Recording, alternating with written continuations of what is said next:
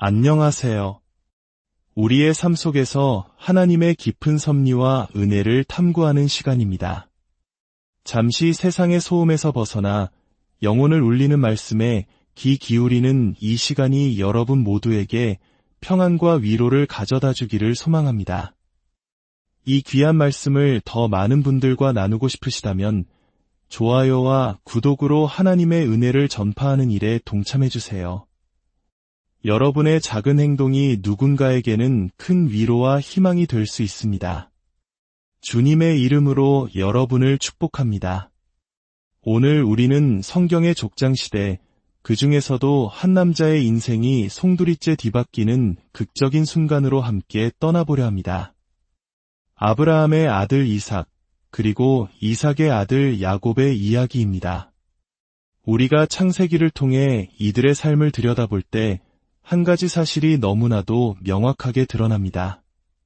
그것은 바로 이삭도 야곱도 결코 우리가 생각하는 위대한 믿음의 조상이라는 칭호에 걸맞은 완벽한 인물들이 아니었다는 점입니다. 오히려 그들은 우리와 똑같이, 아니 어쩌면 우리보다 더 심한 약점과 결점을 지닌 인물들이었습니다. 이삭은 하나님의 약속을 신뢰하기보다 인간적인 방법에 의존하려 했던 미숙한 아버지였고, 그의 아들 야곱은 형을 속이고 아버지의 축복을 가로챈 이름 그대로 발꿈치를 잡는 자, 즉 속이는 자였습니다. 완벽하지 않은 아버지와 교활한 아들. 이 가정은 갈등과 속임수로 얼룩져 있었습니다.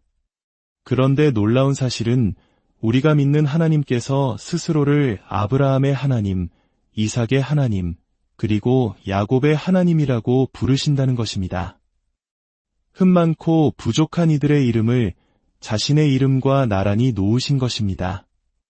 이것은 무엇을 의미할까요? 바로 하나님의 위대한 계획이 인간의 완벽함이 아닌 그분의 주권적인 선택과 은혜 위에 세워진다는 사실을 보여줍니다. 그렇기에 야곱의 인생에는 반드시 변화가 필요했습니다. 속이는 자 야곱이 아니라 하나님께 쓰임받는 인물, 하나님의 언약을 이어갈 그릇으로 변화되어야만 했습니다. 그의 내면 깊은 곳에서부터 시작되는 근본적인 변화, 즉 거듭남의 체험이 절실했습니다. 바로 이 지점에서 우리는 선택과 예정이라는 중요한 신학적 개념과 마주하게 됩니다. 어떤 이들은 하나님께서 모든 것을 미리 정하셨다는 이 교리가 인간의 거룩한 삶이나 유로운 노력을 무가치하게 만든다고 오해하기도 합니다. 어차피 하나님이 다 알아서 하실 테니 우리는 마음대로 살아도 된다는 방종으로 이어진다고 생각하는 것이죠. 하지만 성경이 말하는 진리는 정반대입니다. 진정한 기독교 신앙은 이제부터 내가 원하는 것을 아무것도 하지 않고 사는 것이 아닙니다. 오히려 하나님께서 우리 안에 들어오셔서 우리의 마음과 욕망 자체를 변화시키시는 것입니다. 이전에는 세상을 향했던 나의 욕망이 이제는 하나님을 기쁘시게 하는 것을 원하는 마음으로 바뀌는 것, 그것이 바로 성령님께서 하시는 일입니다. 빌립보서 2장 13절 말씀처럼 하나님은 우리 안에서 행하셔서 우리가 당신의 선한 뜻을 원하고 행하게 하십니다. 야곱의 삶은 바로 이 극적인 변화가 어떻게 일어나는지를 생생하게 보여주는 무대와도 같습니다. 우리는 오늘날 의미 있는 삶의 변화라는 말을 자주 사용합니다. 많은 자기개발서나 강연, 심지어 일부 교회들까지도 더 나은 삶, 행복한 삶, 의미 있는 변화를 약속합니다. 어떤 교회는 편안한 시설과 세련된 예배, 카페인과 달콤한 간식을 제공하며 삶의 변화를 마케팅 구호처럼 내세우기도 합니다. 작은 모임을 통해 서로 교제하고 즐거운 시간을 보내는 것이 삶을 변화시키는 핵심이라고 말하기도 합니다. 하지만 과연 그것이 성경이 말하는 본질적인 변화일까요? 창세기 28장은 우리에게 완전히 다른 그림을 보여줍니다. 야곱이 경험한 의미 있는 삶의 변화는 인간이 만들어낸 프로그램이나 편안한 환경 속에서 일어난 것이 아니었습니다. 그의 변화는 몇 가지 중요한 요소를 통해 이루어졌습니다. 첫째, 그의 변화는 전적으로 하나님의 섭리에 의해 인도되었습니다. 야곱의 상황을 보십시오. 형 에서를 속여 장자의 축복을 빼앗은 그는 형의 분노를 피해 도망치는 신세가 되었습니다. 아버지는 그를 멀리 떠나보내려 하고 형은 그를 죽이려 합니다. 어머니 리브가는 아들을 보호하고 싶지만 그녀의 인간적인 계략은 가정을 파탄으로 몰고 갔습니다. 모든 것이 엉망진창이었습니다. 야곱은 정든 집을 떠나 수백 킬로미터나 떨어진 외삼촌 라반의 집으로 향하는 머나먼 여정에 오릅니다. 약 800킬로미터에 달하는 몇 달이 걸릴지도 모르는 고독하고 위험한 길이었습니다. 마치 1960년대, 70년대에 우리 부모님 세대가 단 하나의 희망을 품고 무작정 상경하던 그 막막한 길과도 같았을 것입니다. 그런데 이 모든 혼란과 위기 속에서 하나님의 보이지 않는 손, 즉 그분의 섭리가 일하고 있었습니다. 아브라함이 이삭의 아내를 구하기 위해 종을 보냈던 것처럼 이제 야곱도 아내를 구하기 위해 그 땅으로 향하고 있습니다. 하지만 그의 여정은 단순한 도피나 결혼 상대를 찾는 것을 넘어 그를 하나님의 사람으로 빚어가시기 위한 거대한 계획의 일부였습니다. 우리 삶도 마찬가지입니다. 혹시 지금 이 순간 너무나 고통스럽고 이해할 수 없는 상황 속에 계신 분이 있습니까? 최악의 가정 환경에서 자랐거나 형제에게 깊은 상처를 받았거나 부모에게 버림받은 아픔을 겪었을 수도 있습니다. 그러나 우리가 구원받은 성도의 눈으로 과거를 돌아볼 때 그 모든 비극과 아픔 속에서도 우리를 지금 이 자리로 인도하신 하나님의 섭리의 손길을 발견하게 됩니다. 하나님께서는 우리가 상상할 수 없는 방법으로 우리의 상처마저도 사용하셔서 그분의 선한 계획을 이루어 가십니다. 야곱은 자신에게 어떤 놀라운 변화가 닥쳐올지 전혀 알지 못했습니다. 그는 변화를 구하지도 않았고 변화가 필요하다는 사실조차 깨닫지 못했습니다. 그저 살아남기 위해 도망치고 있었을 뿐입니다. 그러나 하나님께서는 그분의 섭리 안에서 가장 정확한 시간에 가장 정확한 장소로 야곱을 이끌고 계셨습니다. 진정한 영적 변화는 결코 인간이 만들어낼 수 없습니다. 그것은 오직 하나님의 주권적인 역사입니다. 둘째, 의미 있는 변화는 반드시 하나님의 특별한 계시를 동반합니다. 창세기 28장 10절부터의 말씀을 보겠습니다. 야곱이 브엘세바를 떠나 하란으로 가다가 해가 지자 한 곳에 이르러 돌을 베개 사마 광야에서 잠이 듭니다. 춥고 외롭고 두려운 밤이었을 것입니다.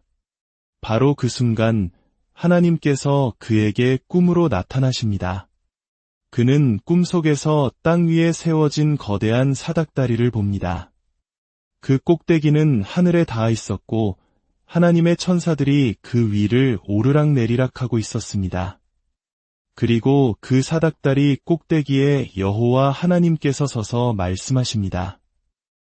나는 여호와니 너의 조부 아브라함의 하나님이요 이삭의 하나님이라. 내가 누워있는 땅을 내가 너와 내 자손에게 주리니 내 자손이 땅의 티끌같이 되어 내가 서쪽과 동쪽과 북쪽과 남쪽으로 퍼져나갈지며 땅의 모든 족속이 너와 내 자손으로 말미암아 복을 받으리라. 내가 너와 함께 있어 내가 어디로 가든지 너를 지키며 너를 이끌어 이 땅으로 돌아오게 할지라. 내가 내게 허락한 것을 다 이루기까지 너를 떠나지 아니하리라. 이것이 바로 특별 계시입니다. 하나님께서 자신을 직접 드러내 보여주시는 것입니다. 우리는 자연 만물을 통해 하나님의 존재를 어렴풋이 느낄 수 있습니다. 이를 일반 계시라고 합니다. 웅장한 산과 광활한 바다를 보며 창조주의 위대함을 느끼는 것과 같죠. 하지만 일반 계시만으로는 결코 구원에 이를 수 없습니다. 그것은 우리에게 창조주가 계시다는 사실을 알려주어 핑계할 수 없게 만들 뿐 우리를 죄에서 깨끗하게 하지는 못합니다. 오늘날 많은 사람들이 심리학이나 상담, 라이프 코칭, 명상 등을 통해 삶의 변화를 추구합니다. 이 모든 것은 일반 계시의 영역에 속합니다. 어느 정도 도움을 줄 수는 있지만 영혼의 근본적인 문제를 해결하지는 못합니다. 진정으로 의미 있는 하나님께서 만드시는 삶의 변화는 오직 그분의 특별한 계시, 즉 기록된 말씀인 성경을 통해서만 가능합니다. 야곱의 시대에는 하나님께서 꿈이나 환상과 같은 직접적인 방법으로 말씀하셨습니다. 하지만 히브리서 한 장은 우리에게 분명히 가르칩니다. 옛적의 선지자들을 통하여 여러 부분과 여러 모양으로 우리 조상들에게 말씀하신 하나님이 이 모든 날 마지막에는 아들을 통하여 우리에게 말씀하셨으니 이제 우리는 더 이상 새로운 계시나 신비한 체험을 찾아다닐 필요가 없습니다. 우리에게는 하나님의 최종적이고 완전한 계시인 예수 그리스도와 그분에 대해 증언하는 성경 말씀이 있기 때문입니다. 진정한 삶의 변화는 하나님의 말씀, 그분의 진리, 그분의 계시를 중심으로 내 삶이 재편되는 것입니다. 이미 우리에게 주신 이 놀라운 말씀 안에 삶과 경건에 속한 모든 것이 담겨 있습니다. 우리는 이 말씀을 통해 가르침을 받고 책망을 받으며 바르게 되고 유로 훈련받아 하나님의 사람으로 온전하게 세워져 갑니다. 셋째, 진정한 변화는 하나님의 약속 위에 굳건히 서 있습니다. 하나님께서 꿈속에 야곱에게 무엇을 말씀하셨습니까? 나는 아브라함의 하나님, 이삭의 하나님이다. 그리고 아브라함에게 주셨던 약속, 즉 땅과 자손, 그리고 복의 근원이 될 것이라는 언약을 다시 한번 확인시켜 주십니다. 이것이 중요합니다. 우리의 삶의 변화가 무엇을 향해, 그리고 무엇을 위해 변하는 것입니까? 대부분의 사람들은 그저 지금보다 더 부유해지고, 더 건강해지고, 더 행복해지기를 원합니다. 하지만 그것은 나라는 한 개인의 죽음과 함께 사라질 유한한 목표일 뿐입니다. 그러나 하나님께서 주시는 변화는 다릅니다. 그것은 나의 희망이나 꿈이 아닌 영원하신 하나님의 약속에 내 삶을 연결시키는 것입니다. 야곱의 인생이 위대한 이유는 그가 똑똑하거나 능력이 있어서가 아닙니다. 그의 삶이 하나님의 영원한 구속사의 계획과 연결되었기 때문입니다.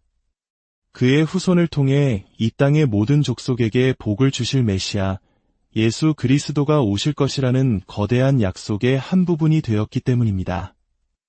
우리가 자녀들에게 물려주어야 할 가장 중요한 유산이 바로 이것입니다. 단순히 좋은 직업, 많은 재산을 물려주는 것이 아니라 그들의 삶이 자신을 넘어 우리 가정을 넘어 하나님의 위대한 나라와 그분의 약속을 향하도록 비전을 심어주는 것입니다.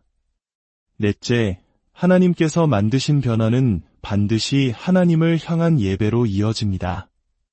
꿈에서 깬 야곱의 반응을 보십시오. 그는 두려움에 떨며 말합니다. 두렵도다 이곳이여. 이것은 다름 아닌 하나님의 집이여 이는 하늘의 문이로다. 그리고 그는 아침 일찍 일어나 자신이 베고 잤던 돌을 가져다가 기둥으로 세우고 그 위에 기름을 붓습니다. 그리고 그곳의 이름을 루스가 아닌 베델, 즉 하나님의 집이라고 부릅니다. 이것은 단순한 기념 행위가 아닙니다. 이것은 예배입니다. 그는 이 돌이 더 이상 평범한 돌이 아니라고 선언합니다. 이곳은 우주의 창조주께서 비천한 자신에게 나타나신 거룩한 장소라고 고백하는 것입니다. 그의 삶이 영원히 바뀐 그 순간을 기념하고 그 장소를 하나님께 봉헌하는 것입니다. 만약 우리의 삶의 변화가 라이프 코치나 상담사를 통해 이루어졌다면 우리의 찬양은 그들에게 돌아갈 것입니다. 만약 배우자나 친구 덕분에 삶이 나아졌다면 우리는 그 사람에게 감사할 것입니다. 그러나 전능하신 하나님의 개입으로 그분의 말씀과 약속으로 인해 내 삶이 변화되었다면 우리의 모든 경배와 찬양은 오직 하나님 한 분께만 향하게 될 것입니다. 마지막으로 진정한 변화는 언약적인 순종의 열매를 맺습니다. 야곱은 서원하며 맹세합니다. 영어 성경에서는 만약 하나님께서 하신다면 이라고 번역되어 마치 하나님과 거래를 하는 것처럼 보일 수 있지만 이것은 오역에 가깝습니다. 히브리 원문의 의미는 조건부가 아니라 이미 받은 약속에 대한 확신의 반응입니다. 즉, 하나님께서 나와 함께 하시고 나를 지키시며 평안히 돌아오게 하실 것이므로 여호와는 나의 하나님이 되실 것이며 이 돌기둥은 하나님의 집이 될 것이고 하나님께서 내게 주신 모든 것에서 10분의 1을 반드시 하나님께 드리겠습니다. 라는 신앙 고백입니다. 방금 전능하신 하나님을 직접 만난 사람이 만약에 라고 가정할 리가 없습니다. 그의 서원은 만약이 아닌 그러므로의 순종입니다. 이것이 바로 선택과 예정 교리의 진정한 의미입니다. 하나님께서 우리를 구원하시기로 작정하셨다는 사실은 우리가 마음대로 살아도 된다는 뜻이 결코 아닙니다. 오히려 에베소서 2장 10절 말씀처럼 우리는 그가 만드신 바라 그리스도 예수 안에서 선한 일을 위하여 지으심을 받은 자니 이 일은 하나님이 전에 예비하사 우리로 그 가운데서 행하게 하려 하심이니라. 하나님께서는 우리를 구원하실 뿐만 아니라 거룩한 삶을 살아갈 수 있도록 예정하셨습니다. 따라서 순종의 삶은 구원의 조건이 아니라 구원받은 자에게 나타나는 당연한 증거이자 열매인 것입니다. 사랑하는 성도 여러분, 세상은 우리에게 끊임없이 속삭입니다. 너 자신을 사랑해라. 너의 상처를 받아들여라. 너의 기준을 조금 낮추면 행복해질 수 있다. 그러나 이것은 진정한 변화가 아니라 현실을 외면하는 거짓된 위로일 뿐입니다. 성경적인 관점에서의 진정한 변화는 정반대입니다. 하나님께서 우리 삶에 오셔서 말씀하십니다. 내가 너 자신에 대해 얼마나 나쁘게 생각하든 그것으로는 충분하지 않다. 너는 나의 거룩함 앞에서 스스로를 구원할 수 없는 죄인이다. 내가 아무리 노력해도 나의 기준에 도달할 수 없다. 이것이 절망적인 소식처럼 들리십니까? 아닙니다. 이것이야말로 가장 복된 소식의 시작입니다. 왜냐하면 바로 그 지점에서 예수 그리스도의 십자가가 보이기 시작하기 때문입니다. 내가 할 수 없기에 그분이 오셔서 모든 것을 이루셨습니다. 나의 노력이 아닌 오직 예수 그리스도의 완성된 사역을 믿음으로 붙드는 것, 나의 죄에 대해 철저히 깨어지고 회개하며 그분께로 돌이키는 것, 그것이 우리의 유일한 소망입니다. 여러분은 더 나은 사람이 될 필요가 있는 것이 아닙니다. 우리는 완전히 새로운 피조물로 다시 태어나야 합니다. 그리고 그 일은 오직 하나님의 섭리와 그분의 말씀, 그분의 약속을 통해 우리 삶에 개입하시는 하나님의 능력으로만 가능합니다. 오늘 도망자 야곱이 광야에서 만났던 그 하나님께서 바로 지금 여러분의 삶 가운데 찾아오시기를 원하십니다. 여러분의 가장 어둡고 외로운 그 자리에서 하늘 문을 여시고 여러분을 만나주시기를 원하십니다. 세상이 줄 수 없는 참된 변화, 하나님께서 만드시는 그 놀라운 은혜가 오늘 말씀을 듣는 모든 분들의 삶 위에 충만하게 임하기를 주님의 이름으로 간절히 기도하고 축복합니다.